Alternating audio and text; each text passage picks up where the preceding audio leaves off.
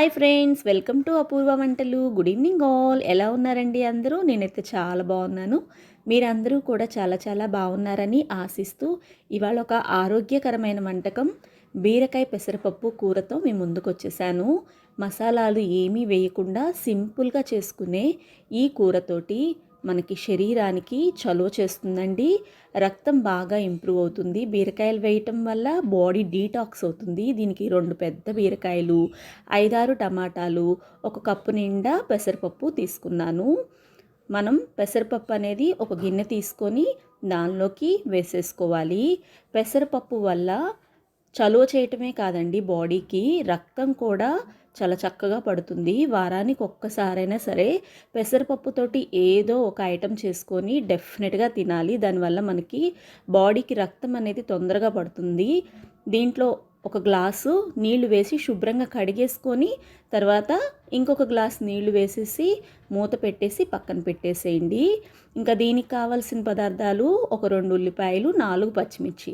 బీరకాయ పైన తొక్కు ఉంటుంది కదండి, అది పూర్తిగా తీయొద్దు. జస్ట్ ఆ గణుపులు ఉన్నంత వరకు తీయండి, ఎందుకంటే తొక్కులో కూడా విటమిన్స్ ఉంటాయి. ఇంకా పోపు గింజలు, ఎండుమిర్చి, ఆవాలు, జీలకర్ర, మినపగుళ్ళు, అలాగే దీంట్లో స్పెషల్గా పల్లీలు వేస్తామండి. ఈ పల్లీలు వేయటం వల్ల పోపులో చాలా టేస్టీగా ఉంటుంది.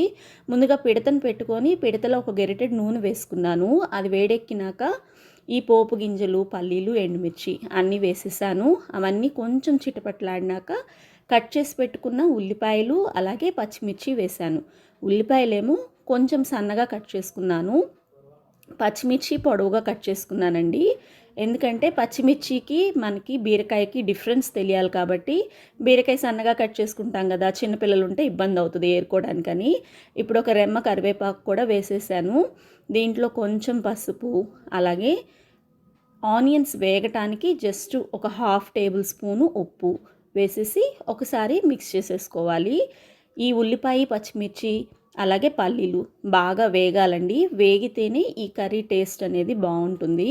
ఈ లోపల చిన్నులపాయలు ఒక పాయ తీసుకొని విడలు తీసుకొని ఆ చిన్నులపాయలన్నీ కూడా నలగొట్టుకుంటున్నాను. ఇవేంటంటే జస్ట్ ఊరికే క్రష్ చేసుకోవడం అండి, పూర్తిగా నలగాల్సిన అవసరం లేదు. ఈ చిన్నులపాయలు కూడా ఉల్లిపాయల మిశ్రమంలో వేసేసాను. ఉల్లిపాయతో పాటు చిన్నులపాయ బాగా రోస్ట్ అయితే పోపులో స్మెల్ అనేది భలే బాగుంటుందండి. కర్రీకి టేస్ట్ కూడా ఎలివేట్ అవుతుంది. చూడండి వేగిపోయినాయి. ఈ లోపల నేను బీరకాయల్ని చేదు చూసుకొని కట్ చేసుకున్నాను. ఒక్కోసారి బీరకాయ తొక్కు కానీ, కండ కానీ, లేకపోతే ఇత్తనం కానీ ఏదైనా చేదు రావచ్చండి. చూసుకొని కట్ చేసుకోండి. అలాగా చేదు వస్తే మళ్ళీ కూర అంతా చేదైపోతుంది. కట్ చేసుకున్న బీరకాయలను వేసుకున్నాక ఒకసారి మిక్స్ చేసేసుకొని మూత పెట్టి ఒక 5 మినిట్స్ మగ్గించుకోండి. ఈ లోపల పండిన టమాటాలని ఒక 5-6 కట్ చేసుకున్నాను. అవి కూడా దీంట్లో యాడ్ చేసేసుకోవటమే. పెద్ద ప్రాసెస్ ఏం కాదండి, చాలా సింపుల్ ఈ కర్రీ ప్రాసెస్. మనం ఇవి కట్ చేసుకుని ఇదంతా చేసే లోపల పెసరపప్పు కూడా నానిపోయినాయి. చూసారా అసలు ఎంత బాగా నానియో. ఇంక ఇవైతే చాలా త్వరగా ఉడికిపోతాయి. ఒకదానంటే ఒకటి అన్నీ వేసేసుకోవటమే కూరలో. టమాటాలు వేసుకున్నాక నానపెట్టుకున్న పెసరపప్పు వాటర్తో సహా వేసేసేయాలి. ఇప్పుడు దీంట్లో ఒక స్పూన్ నిండా కారం వేసుకోవాలి. కారం మీరు కొంచెం ఎక్కువ తిన్నారనుకోండి, కొంచెం ఎక్కువైనా వేసేసుకోవచ్చు. ఒకసారి మిక్స్ చేసేసుకుందాము. మిక్స్ చేసేసుకొని మూత పెట్టుకొని కుక్ చేసుకోవడమే. బీరకాయ ఒక్కటే తీసుకుంటే మనకి కొన్ని హెల్త్ బెనిఫిట్స్ వస్తాయి. ఇలా పెసరపప్పుతో యాడ్ చేసుకొని తీసుకోవటం వల్ల ఇంకా హెల్త్ బెనిఫిట్స్ అనేవి ఎక్కువ అండి. క్రిస్టల్ సాల్ట్ కూడా కొంచెం వేశాను, 1 టేబుల్ స్పూన్. మీరు టేస్ట్కి తగ్గట్టు వేసుకోండి. ఇప్పుడు అన్నీ కలిపేసేసుకొని మూత పెట్టుకొని ఒక 20 మినిట్స్ కుక్ చేసుకున్నామంటే మనకు కర్రీ రెడీ అయిపోతుంది మీడియం ఫ్లేమ్లో. ఇప్పుడు నేను 5 మినిట్స్ తర్వాత చూస్తే చూడండి వాటర్ అనేవి వచ్చినాయి. పెసరపప్పు కూడా చక్కగా ఒక 20% కుక్ అయినట్టు అనిపించింది. అలాగ స్మాష్ చేసుకోండి. టమాటా అనేది కుక్ అవుతుంది. మధ్య మధ్యలో స్మాష్ చేసుకుంటా తిప్పుకుంటా ఉండాలి, అడుగు పట్టకుండా ఉంటుంది. మళ్ళీ మూత పెట్టేసుకొని ఒక 5 to 6 మినిట్స్ కుక్ చేసేసుకోవటమే. మొత్తం 20 మినిట్స్ టైంలో చక్కగా కుక్ అయిపోయి ఆయిల్ అనేది పైకి వచ్చింది. చూడండి ఎంత బాగా కుక్ అయిందో. అసలు ఎంత హెల్దీ రెసిపీయోనండి ఇదైతే. మనం దీంట్లో పోపులో వేరుశెనగ గుళ్ళు వేసాం కదా, అవైతే తింటుంటే అక్కడక్కడ తగులుతూ భలే బాగుంటాయి. చక్కగా ఉడికిపోతాయి అవి కర్రీతో పాటు. లాస్ట్లో కొత్తిమీర వేసేసి ఒకసారి అంతా మిక్స్ చేసేసుకోండి.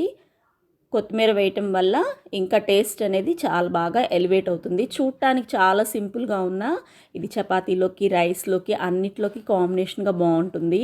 మీరు కూడా ట్రై చేయండి ఒకసారి. మీకు ఎలా వచ్చిందో నాకు కామెంట్ బాక్స్లో తెలియచేయండి. ఫస్ట్ టైం మన వీడియోస్ చూస్తుంటే ఇలాంటి మంచి మంచి వంటకాల కోసం డెఫినెట్గా సబ్స్క్రైబ్ చేసుకొని బెల్ ఐకాన్ ఆల్ అని ప్రెస్ చేస్తే నేను పెట్టే ప్రతి నోటిఫికేషన్ మీకు వస్తుందండి. వీడియో నచ్చిందా? నచ్చితే లైక్ చేయండి. మీ ఫ్రెండ్స్కి, ఫ్యామిలీకి షేర్ చేయండి. Thank you for watching.